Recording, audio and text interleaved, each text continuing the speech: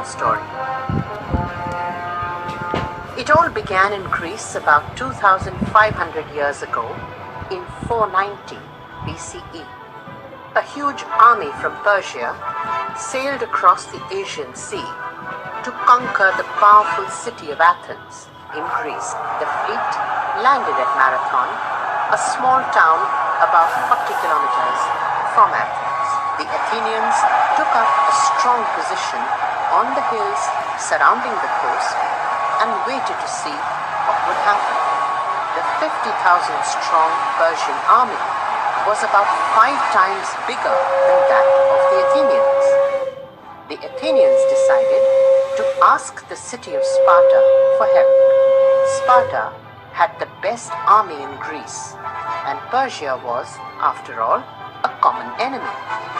At that time, people communicated across cities, either by sending a messenger on horseback or by using a professional runner.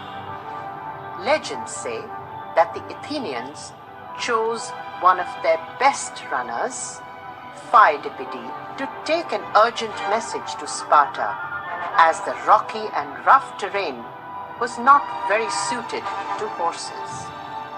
Pheidippides ran the 240 kilometers to Sparta. Pheidippides starts his way back, deeply disappointed since Spartans couldn't depart right away. He was thinking that they might arrive too late to help. As he was crossing Mount Parthenio, he had a vision of the god Pan. Pan was the god of shepherds and flocks.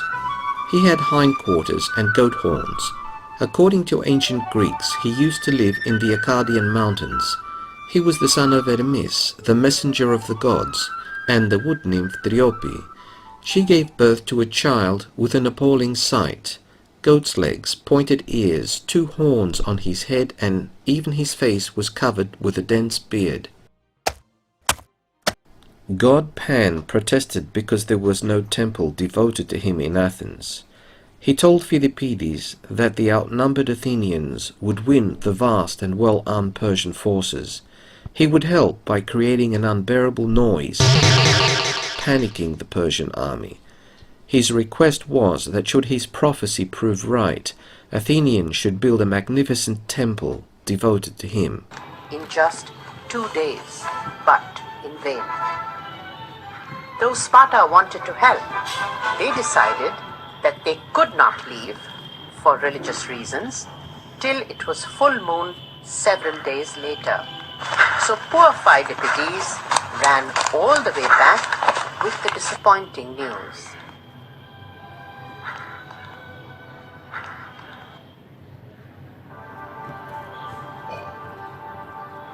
The Athenians could not afford to wait for the Spartans.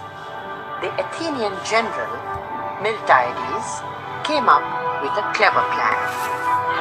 He divided his men into 3 groups: the center, the left, and the right wings.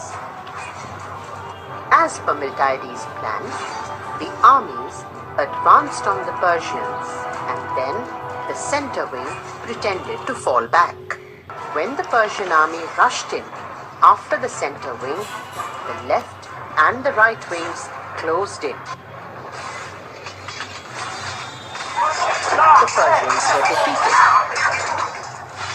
They quickly returned to their ships and sailed away.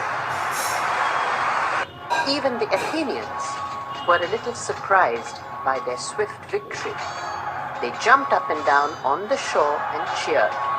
But then they realized that the Persians might be going round the coast to Athens, and most of the Athenian army was at Marathon.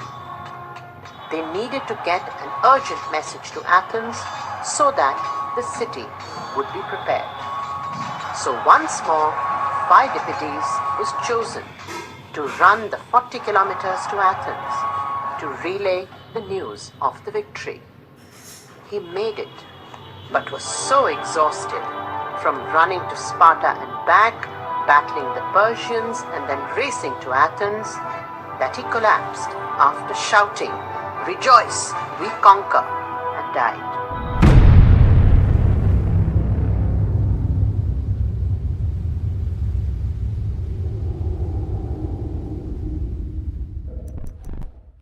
On the 29th of March 1981, the first race was held.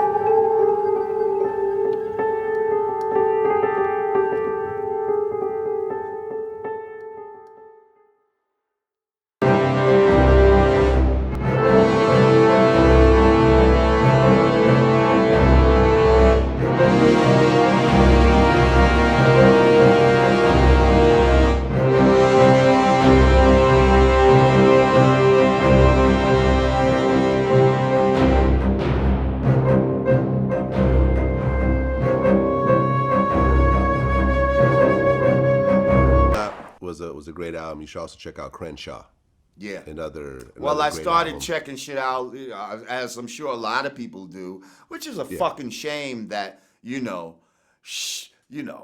clothing and all that's got to sell out now after, his death, and the records now are probably selling more than they ever had. It's like, dead rappers get better promotion.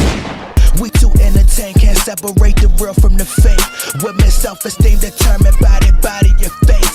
Men not looking for love, they just been planting they seed. And when the seeds start to grow is when they back up and leave. Yeah, just let me die in silence. I cannot say the word and I cannot stop the violence. It's too much entertainment and they gone off the lean. Ain't no more queens, ain't no more kings.